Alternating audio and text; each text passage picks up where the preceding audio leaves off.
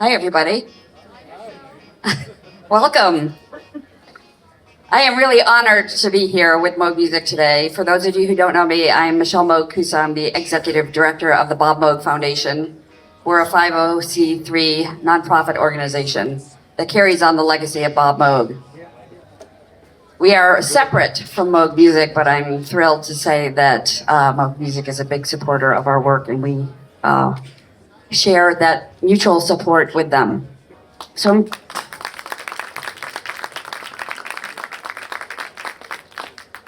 I'm really honored to be up here on stage, not only to be asked by Moog Music to do this, but this incredible panel of brilliant musicians and technologists. I want to start the discussion out by just asking everybody, and we'll just start with Lisa over here, how you would define Bob Moog's legacy.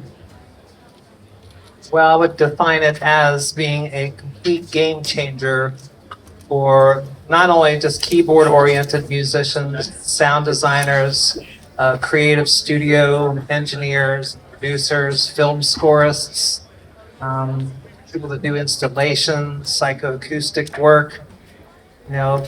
Bob brought, this amazing wealth of, a blend of technology and musicology.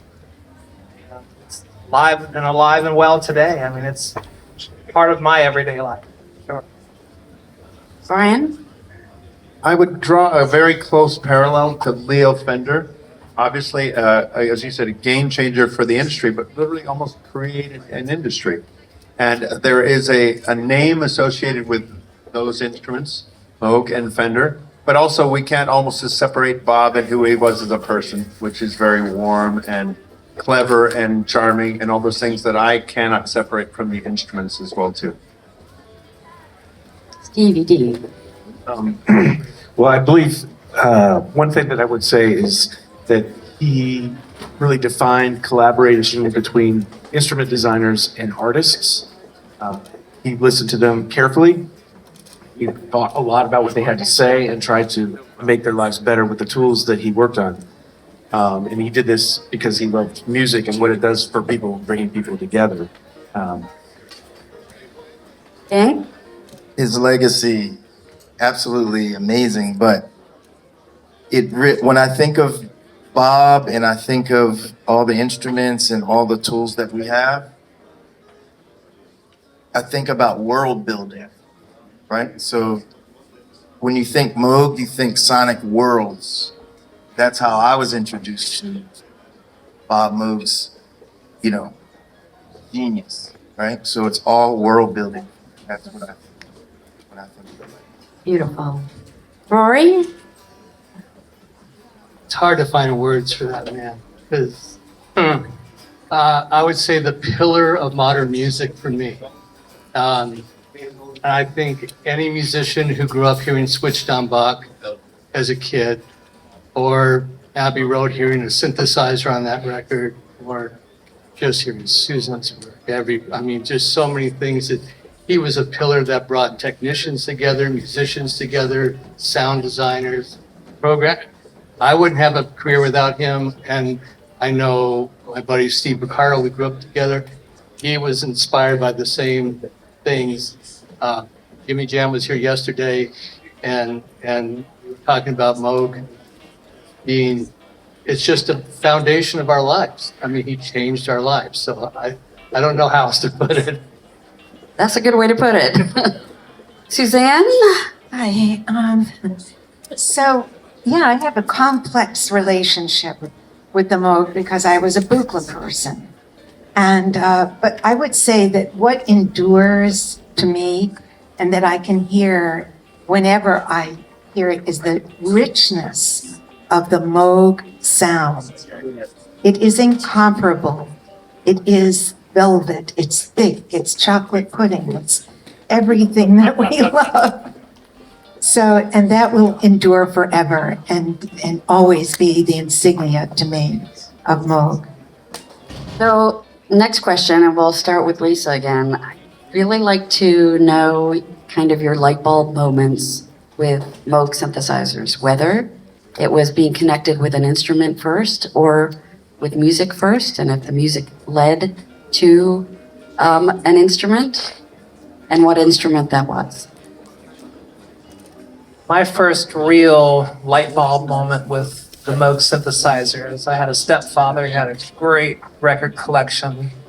And when I was around age 9, we sat in the living room and in the same setting played me Switched on Bach and Sonic Seasonings by Wendy Carlos. And I remember thinking the whole time, like, how does one instrument just encapsulate all these entire galaxies and celestial destinations of music and sound? And growing up in my generation and my location, there was no way to like immediately go to YouTube or to find an opportunity to try this instrument. Some 15, 16 years later, working in a jingle studio, and in the back they had a dusty old mini Moog and a beat up Moog 15. First time that I ever took the dust off of these things and had that tactile experience of being able to command a sound both on a keyboard and the controls. That was it. And that changed my entire course as a musician, as a compositional thinker. It's in my body. It's part of my ecosystem, you know, for sure. Small world. I do remember sitting in the back seat of my mother's car after school and hearing Switched on Bach come on the classical station. And we were used to hearing classical music the way it was acoustically performed and very traditional. But that woke me up, so I wondered what a synthesizer was. Didn't know that there had already been 5 years of experimental music. Bob Moog designed an experimental keyboard to make really weird music for strange composers in universities. But that's not the kind of thing you'd hear on the radio. You'd have to find those records and those composers.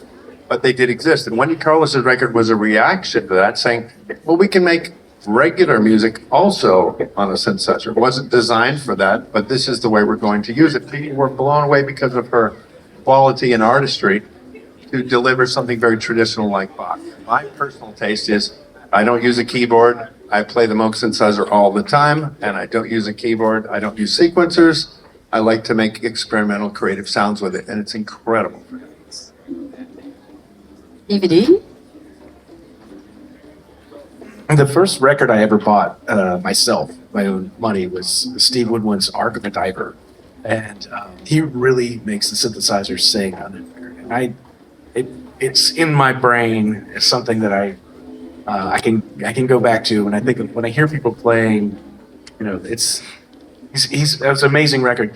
And later, much later, the first time I got to play a Model D, it was one of those experiences where you go into doing something and you completely lose track of time.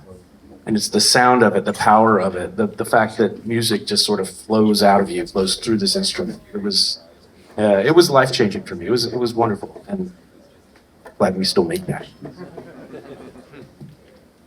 So there were two moments really quickly. The first, I was 8. I grew up in Philadelphia. And so it was 1976 in Philly. Philly's on fire because it's the bicentennial, blah, blah, blah. And my mother was friends with Sun Ra.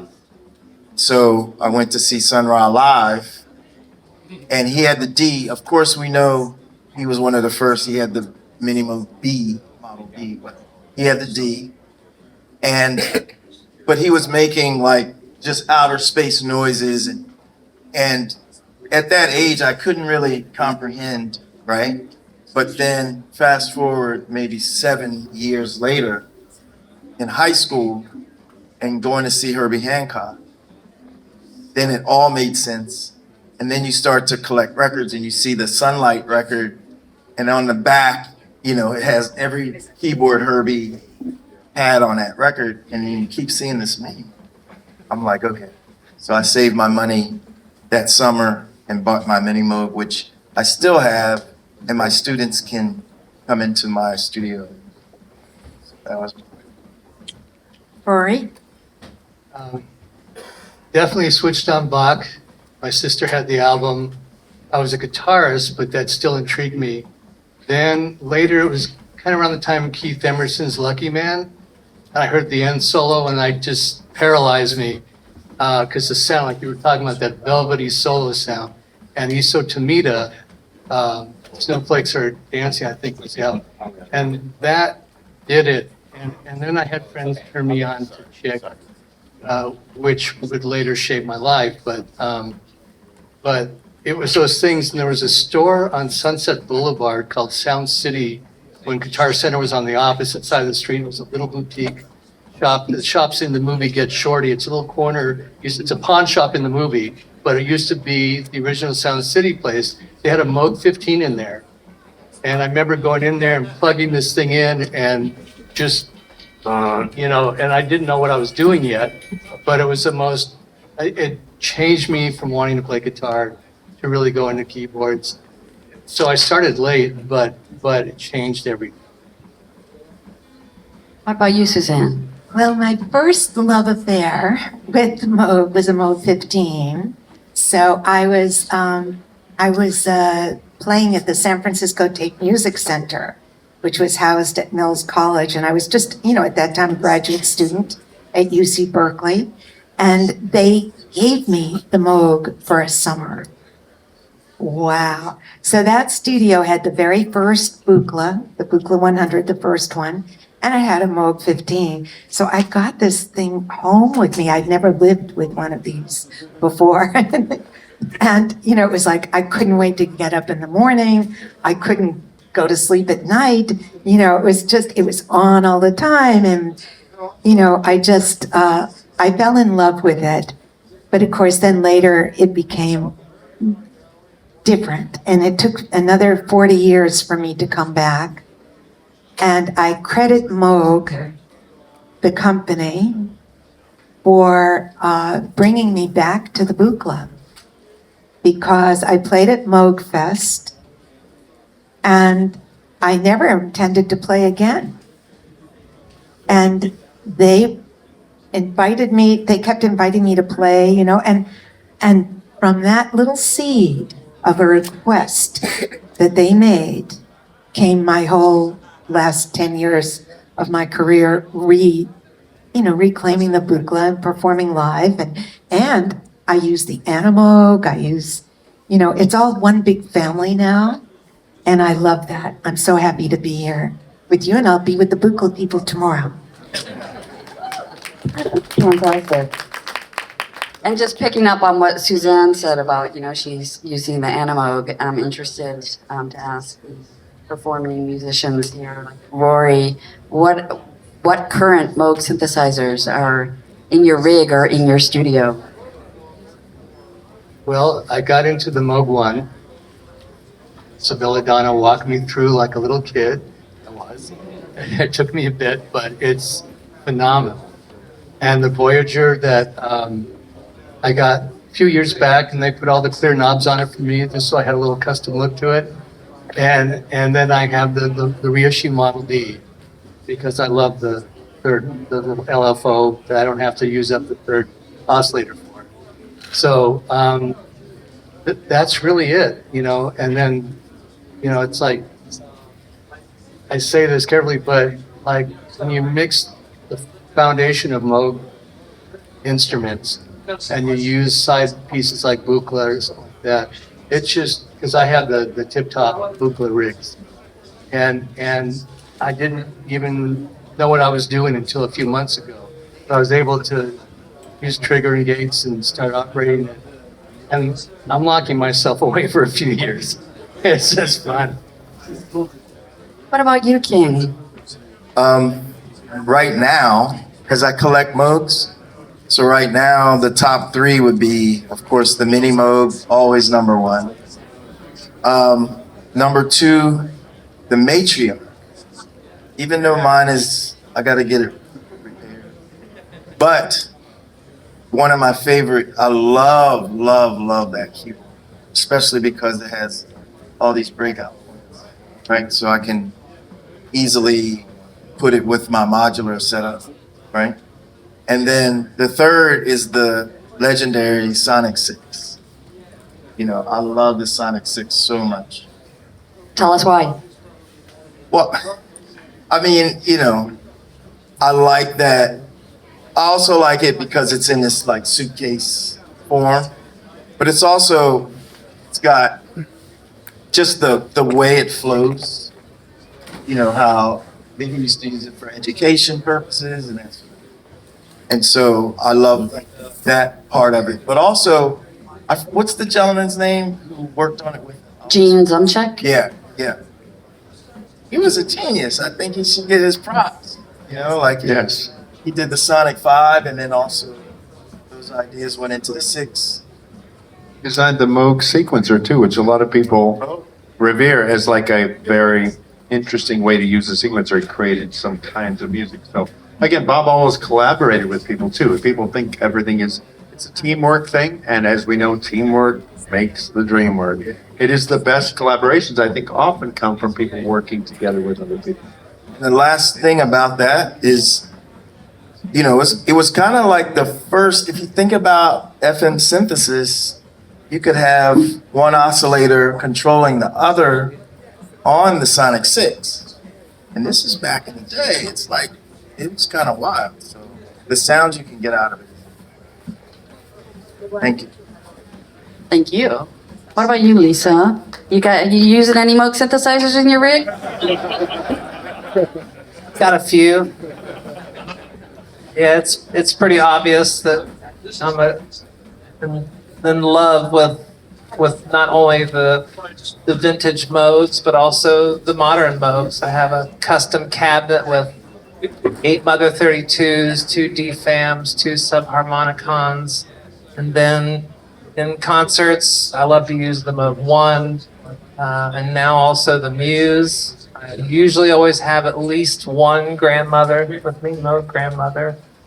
And again, it's so great to interface them with my ARP 2600s and large and small format modulars. You know, I love being able to have different combinations for different kinds of music, different kinds of audiences.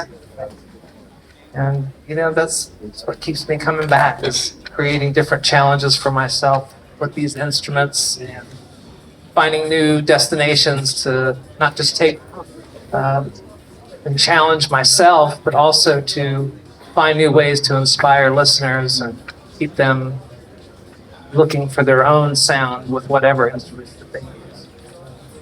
Yeah. So my next question is for Steve and Brian. Start with Steve. How would you summarize the technical evolution of Moog synthesizers from 1964 to now? That could be a very long question. We could probably talk about that for a while. But you said summarize. Some things to consider. Before 1964, electronic music was primarily a studio activity. There was some live electronic music, but it was pretty rare.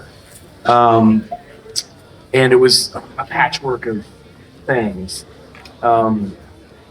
As Bob was on the vanguard of the creation of modular systems, and then later portable systems, he brought electronic music out of the studio onto the stage, while still continuing to have it be available in the studio.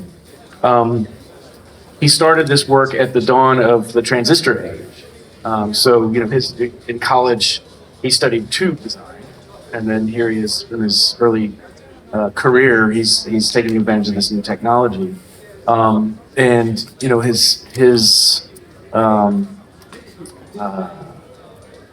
this has continued to this day. If you're buying a Moog synthesizer today, the circuits that are in them they share the DNA of these original circuits from 1964.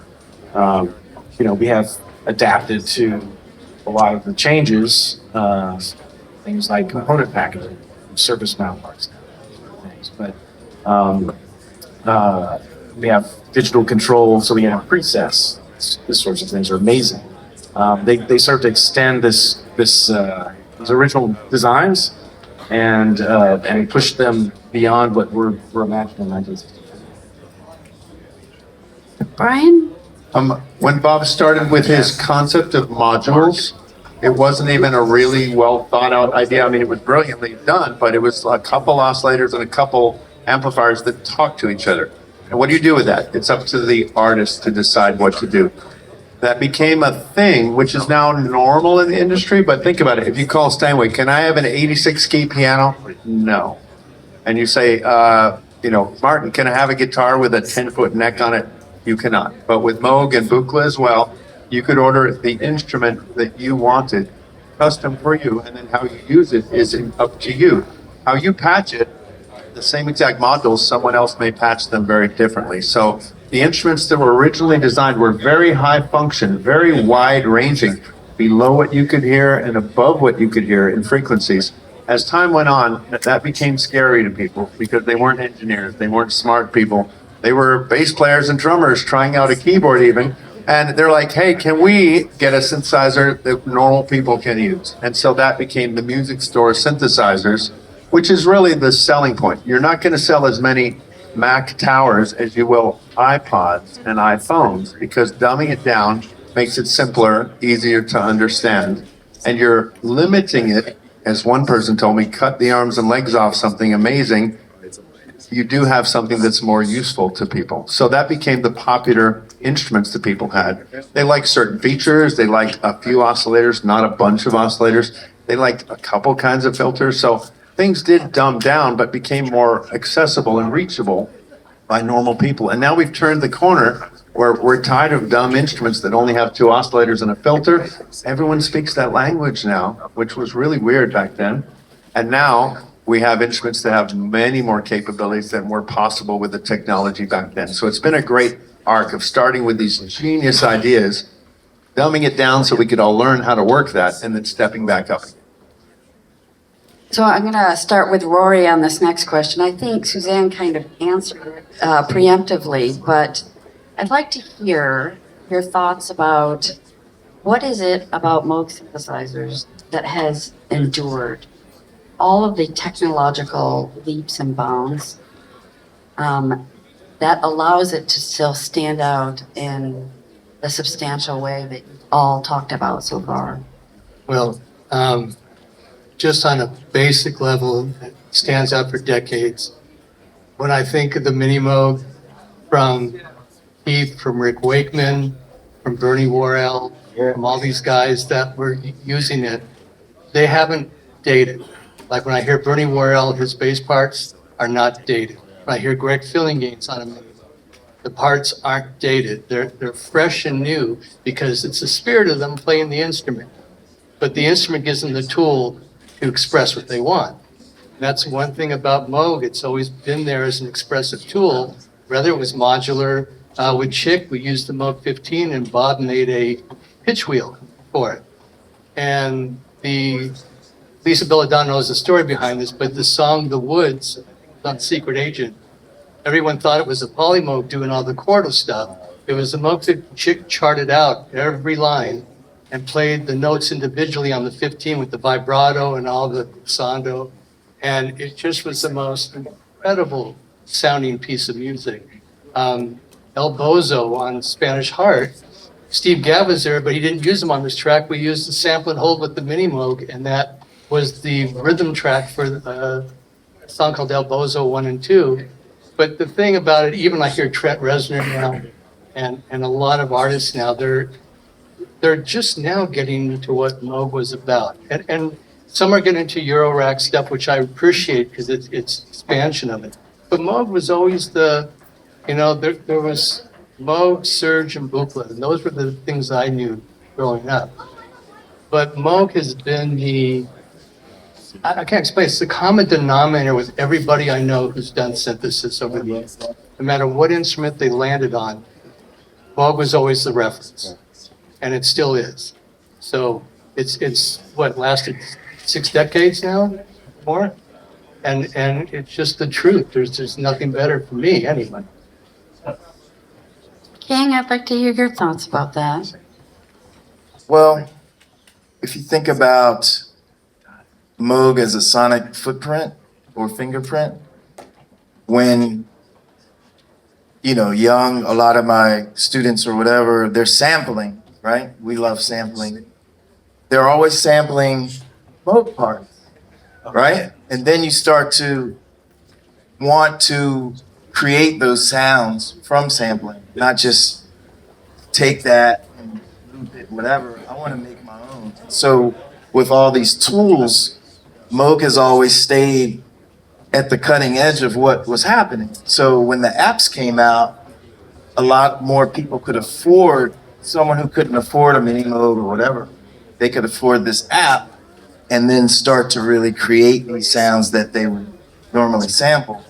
And so Moog has always been right there at the change of technology, when technology started shifting, of course, original, but you know what I mean, as far as the iPad. It's unbelievable. It sounds so good, the iPad with the Moog. They did a great job with it. So it's those things, the accessibility of those sounds that continues Moog's legacy and the name, that fingerprint forever. Lisa, what about you? Well, as a live performer, what's most important to me is to have musical and sonic command. I think that's our responsibility as performers. And in that intentional purpose is reading the room and reading the demographic of the humans in the room. And it's really a privilege and pleasure to get the opportunity to get in there and to move people from the ground up, to make people feel the vibrations of the earth or astral and celestial things. All of this is obtainable with the Moog synthesizer. Then there's the opportunity to sing as a melodic artist and to reach people with a lyrical intention and to be able to soar through any sort of mix or PA, or if you're in an ensemble. It's an instrument that speaks from the heart and allows you to manipulate that momentarily and at an instance of change, whether it's a change in the music or a change in the frequency of the audience. So for me, that's always a safeguard to always have that, because that's our responsibility, to communicate our love and gratitude of music. Steve, this next question is for you. And before I ask, just to give the audience some context, tell us how long you've been working at Moog Music. A long time, 30 years. 30 years. Yeah, how old? Were you just out of college when Bob hired you? I had done a few other sorts of things. I tried to be a musician. Failed. So you had the opportunity to work with Bob for a long time. I did. Yes. So I wonder if you could tell us what Bob's thinking was about the future of synthesis when around the time that he passed away, and how that thinking, if it has manifested itself in subsequent Moog synthesizers. Okay. A couple things. One is that, as I spoke before, Bob had this love of what music does for people. It brings them together. Live performance is something we all experience communally. And so I think that drove him in a way that we should all embrace. And it led him to really focus on the artists that made the music, their needs, and how to use technology to make tools for them that allow them to really express, as it says, to sing, a voice that sings. I will say the other thing is expressivity. We would talk about musical expression, and that was something Bob talked to me at one point about how surprised he was how the pitch bend wheel ended up being used by some performers who turned it into this amazing, vocal or guitar-like performances. And he loved the moment of when you make a tool and an artist makes it their own and makes it their voice and comes completely fluent at it and is expressing their inner soul, their heart to their audiences. The privilege of being able to do that is amazing. And so I think expressivity is one of the things that was foremost on his mind for what it does for the musical experience.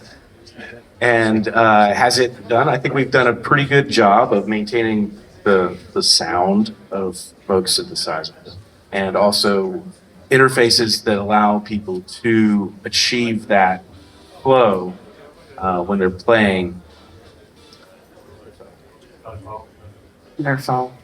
So I want to give the audience a chance to ask some questions, but just quickly before I turn it over to them, I'd like to ask all of you, starting with Suzanne, who would you cite as an innovative use of the Moog synthesizer today? What artist? Well, I don't know any other artists. I live in a very closed world now, I'm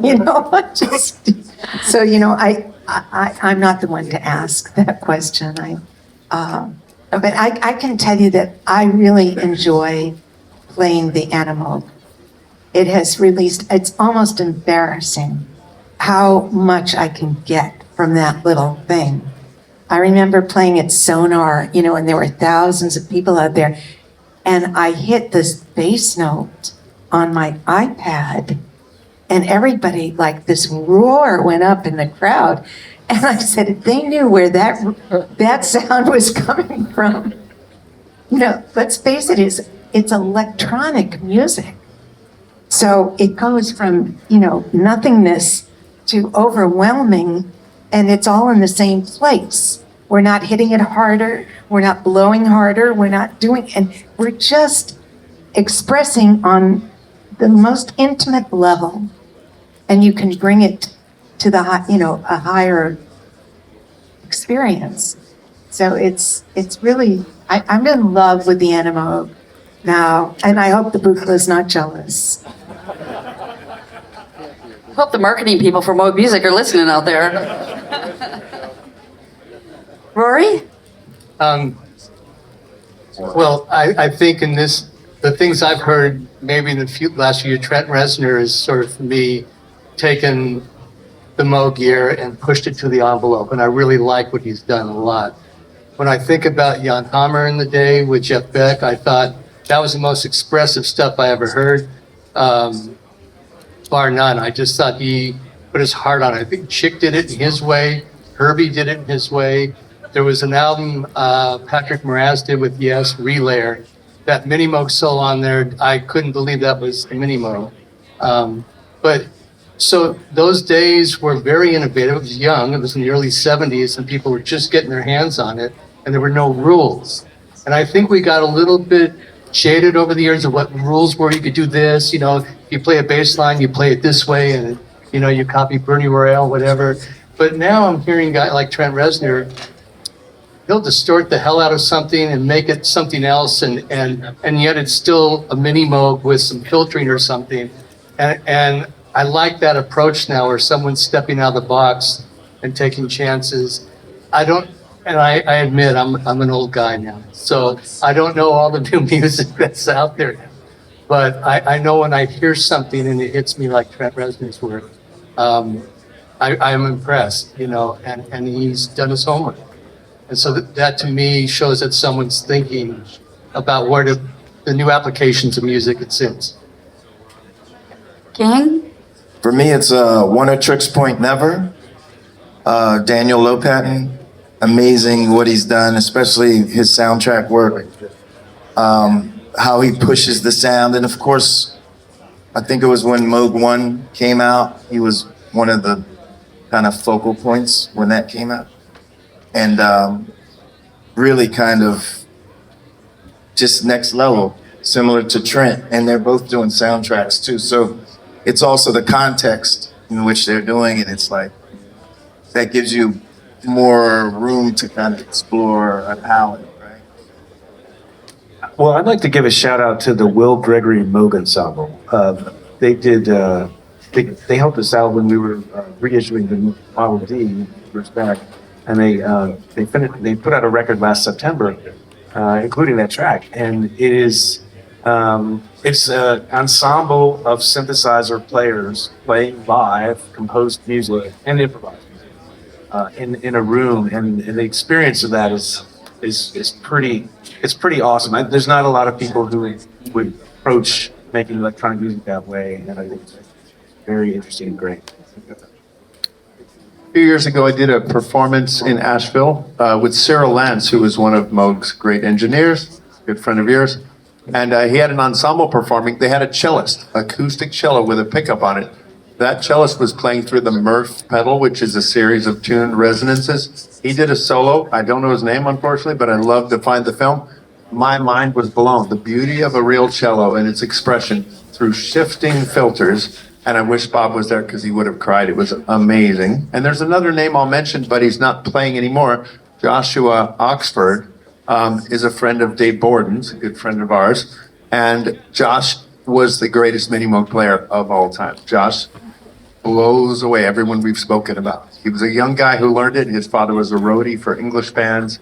He got his father's mini Moog and just learned it inside out, way beyond all the people we know.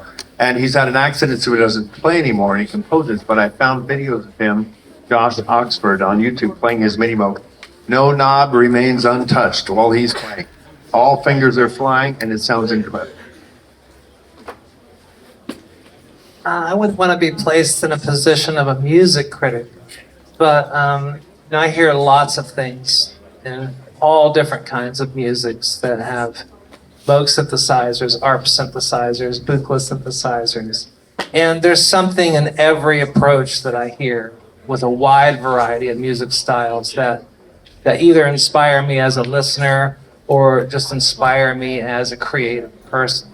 And I think that that's, for me, the bottom line is to stay open and to experience the expression of other artists, whether they're virtuoso keyboardists or they're people making harsh noise, to hip hop, to modern electroacoustic classical music. There's something to be discovered and to be learned by everyone's nomenclature and approach to these instruments. So we just have a couple minutes. I'd like to try to take questions from the audience if there are any. Anyone have any questions for the panel? Yes, back there in the black hat. Actually, not a question, it's more of a comment. Back in the mid-'70s, when I was going to the NAMM in Chicago, I used to stop and visit with Bob. And then I was like 14 or 15. But Bob would sit with me for hours and explain to me more, more than a human could learn about everything he had done. And he would just allow me to learn from him, and never ever gave me the feeling that he was rushed, or he would just talk to me and explain everything about what he had created, and he'd go wait on the customer when they walked in, and then when the customer would leave, he'd be right back at it. And he did leave a indelible impression on me lifelong. Special man.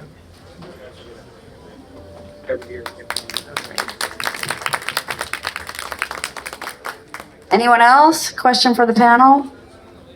We've got about 1 minute. All right. Well, I think we're going to wrap it up here, but I would just like to wrap it up by saying that in this honored position that I have held for the past 20 years, carrying on Bob Moog's legacy, I have become a student of the power of inspiration.